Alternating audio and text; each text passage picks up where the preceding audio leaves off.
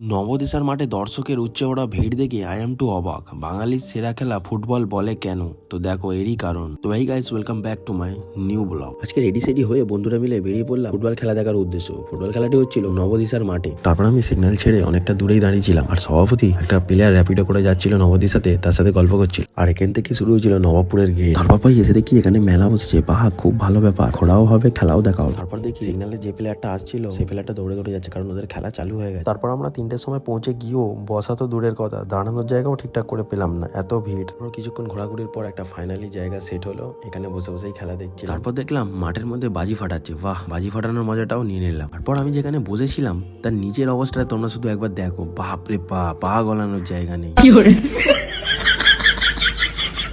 তারপর আমরা বসে বসে এটা সেটা খাচ্ছিলাম। অ্যাঙ্গেল বলছিল